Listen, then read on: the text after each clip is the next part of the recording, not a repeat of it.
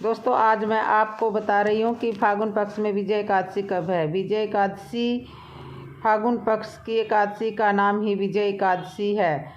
माह मास में जया एकादशी आती है और फागुन मास में बड़ी एकादशी जया आती है। फागुन पक्ष की एकादशी को ही जया एकादशी कहते हैं। इस बार जया एकादशी 6 मार्च 2024 को पड़ रही है। 6 मार्च 2024 को यह एकादशी बुधवार को यानी 6 मार्च को प्रातः 6:30 बजे से लगेगी और 7 मार्च को 4:01 तक चलेगी। इसके बाद द्वादशी लग जाएगी। हम लोगों को 6 मार्च को ही एकादशी मनानी चाहिए। मेरा मानना है जिस एकादशी के बाद द्वादशी हमें पारायण के लिए प्राप्त हो रही हो उस एकादशी का व्रत करना ही चाहिए। और यह एकादशी 6 मार्च 2024 को हो रही है।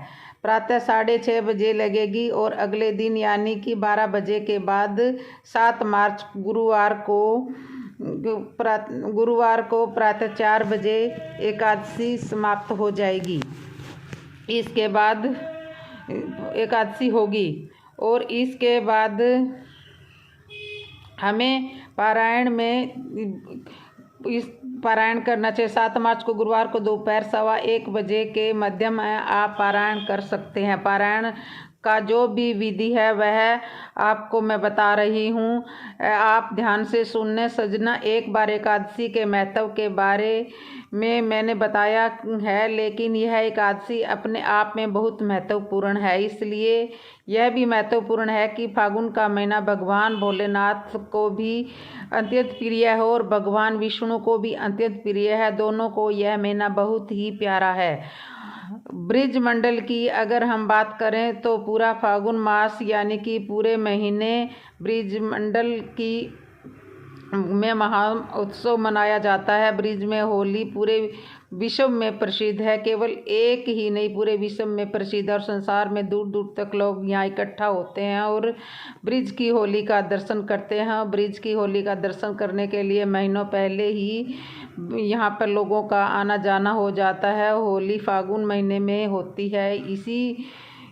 इसी प्रारंभ इसका आरंभ भी एकादशी से ही हो जाता है। इस एकादशी से नहीं, एकादशी को 6 मार्च के पश्चात पड़ने वाले इसके बारे में आगे मैं आपको बताऊंगा। एकादशी से ब्रिज की होली आरंभ होती है, परंतु यह कृष्ण पक्ष की एकादशी से भी महत्वपूर्ण है, क्योंकि यहाँ से होली का उत्सव से पूर्व भोलेनाथ का एक महत्वपूर्ण पर्व मनाया जाता है जिसका नाम है महाशिवरात्रि, जो हमें दोनों ईश्वर को नमन करने का मौका मिलता है और सुंदर अवसर प्राप्त होने जा रहा है। इस विजय एकादशी से आप लोग 6 मार्च को मनाएंगे, प्रदोष का व्रत करके भोलेनाथ को प्रसन्न करेंगे और एक दिन अंतराल चतुर्दशी और महाशिवरात्रि का पावन पवित्र त्यौहार मनाएंगे। शिवरात्रि का पावन पवित्र त्यौहार 8 मार्च को पड़ रहा है। आप उस दिन भोलेनाथ की महिमा का यशोगान करेंगे, गुणगान करेंगे, व्रत करेंगे, उपवास रखेंगे। और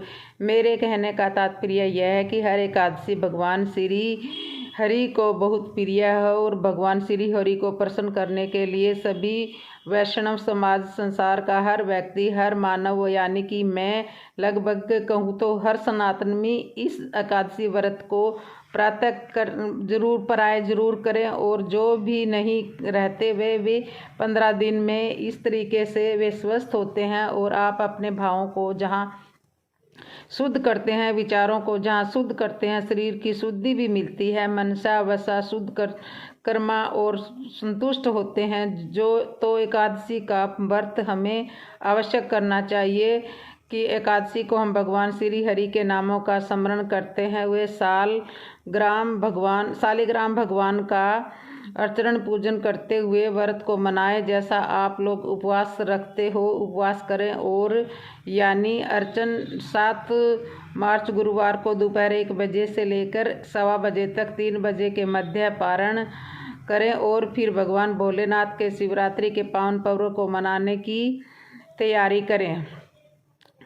और ये थी आज की एकादशी। कब है एकादशी? है 6 मार्च 2024 को। तो आप सभी व्रत करना है।